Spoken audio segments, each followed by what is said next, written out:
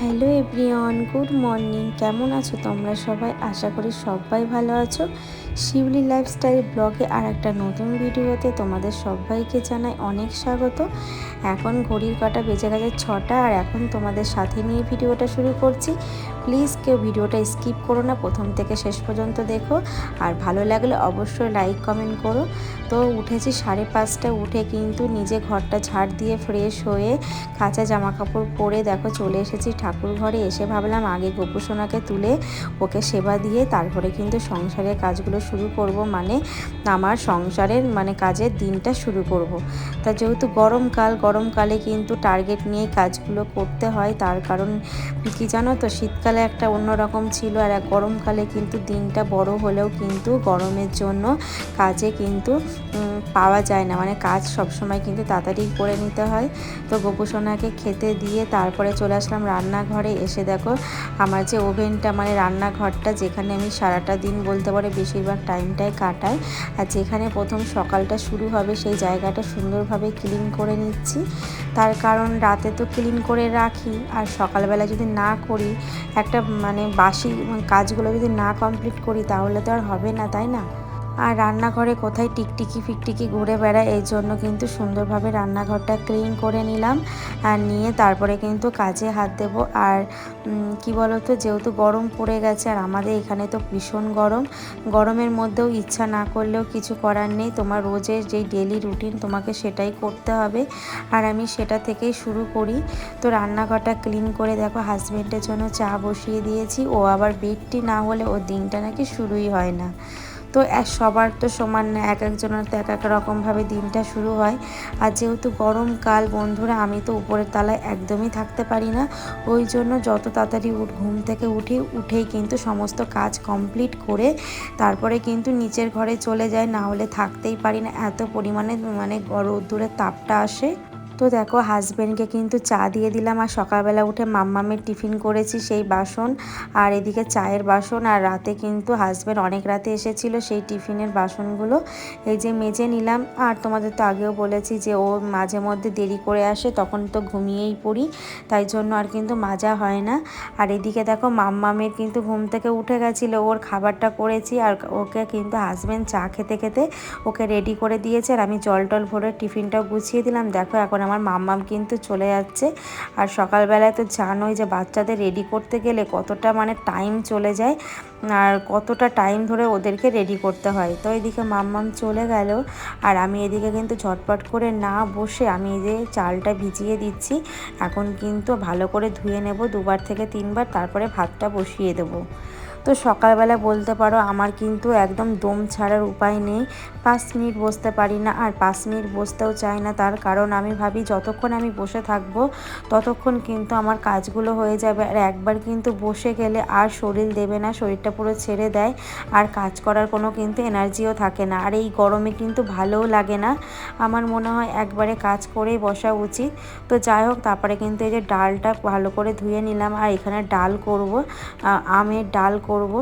আর এদিকে দেখি কি করি, তাই সবজিগুলো কাটবো। তো এইদিকে দেখো প্রেশার কুকারে দিয়ে দিলাম, তো প্রেশার কুকারে হতে থাকবে, আর আমি এদিকে কিন্তু সবজিগুলো কাটতে থাকবো। তো বন্ধুরা তোমরা অনেক অনেক ভালোবাসা দিচ্ছ, এইভাবে আমাকে ভালোবেসো আর আমার পাশে থেকো।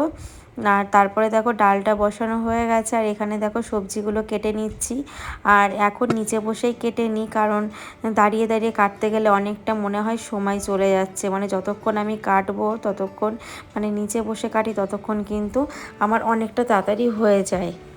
তো আজকে করব সজনে ডাঁটা আলু, আর তার মধ্যে একটু পেঁপে দেব, দিয়ে কিন্তু মাছের ঝোল করব। আসলে সবার না এক এক রকমের রুচি আমাদের ঘরে। তো এদিকে সজনে ডাঁটা দিয়ে মাম্মাম আবার মাছ খাবে না, তো ওকেও তো একটু সবজি দিতে হবে, কারণ ওকে সবজি না দিলে তো বাচ্চা ওরও তো সবজি খাওয়া প্রয়োজন। তাই সজনে ডাঁটা আলুতে যখন মাছের ঝোলটা করব একটু পেঁপে দিয়ে দিই, ভালো লাগে এরকম মিক্স সবজি দিয়ে মাছের ঝোল, তাতে মাম্মাম একটু ওখান থেকে আলু আর পেঁপে দুটোই পেয়ে যাবে।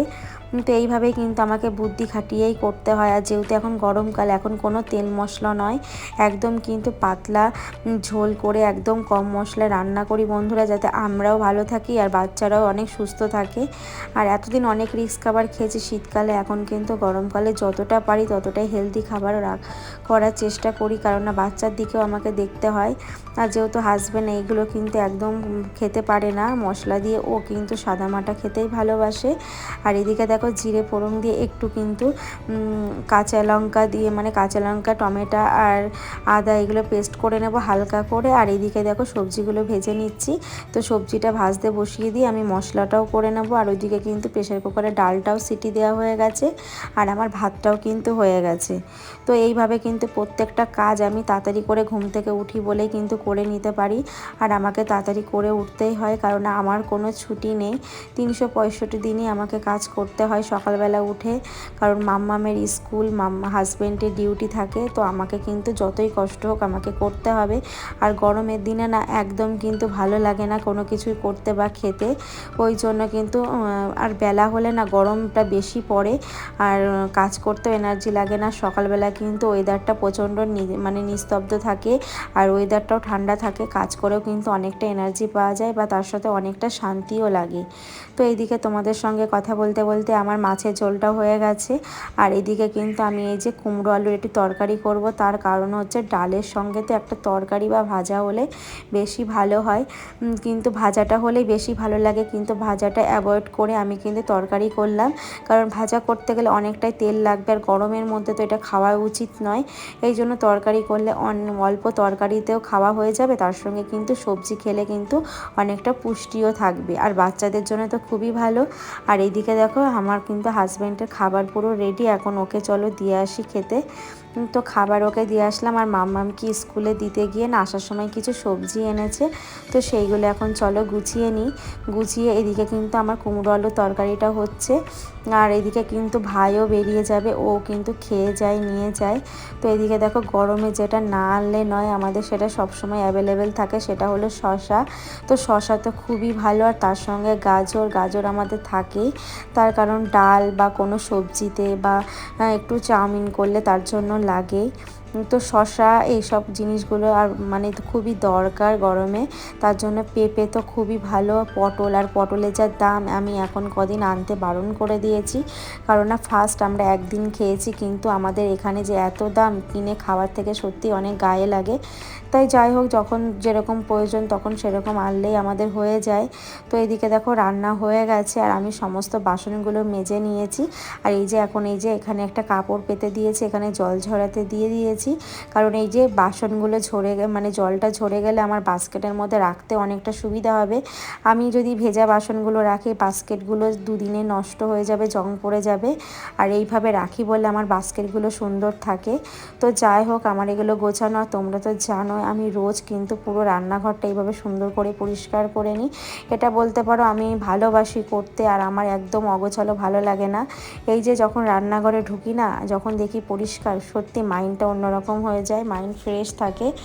তো কিছু কিছু বাসন দেখো জল ঝরে গেছে, সেই বাসনগুলো গুছিয়ে নেব এখন, কারণ কিছু মানে কাচের যেগুলো মানে কাপ প্লেট সেইগুলো কিন্তু আগে সরিয়ে রাখাই ভালো, কারণ বাড়িতে বাচ্চা থাকলে পরে কিন্তু অনেকটা কিন্তু এইভাবে বুদ্ধি খাটিয়েই কাজ করতে হয়। আর দেখো বাসন মানে সব জল ঝরাতে দেওয়ার পর না এইভাবে আমি গামলাটাও রোজ আমি স্কচব্রাইট পরিষ্কার করে নিই, দিয়ে এইদিকে আমার জলগুলো ভরা হয়ে গেছে। আর এই যে এখন গরমে না আমি দিনে 2বার থেকে 3বার জল ভরা হয়ে যায়, আর এখন যেহেতু গরমকাল জলটা একটু বেশি লাগে, আর কিন্তু আমাকে দুভাবে রাখতে হয়, ঠান্ডা জল ফ্রিজে রাখতে হয়, তার জন্য কিন্তু গরম জলটাও আমাকে সাইডে রাখতে হয়।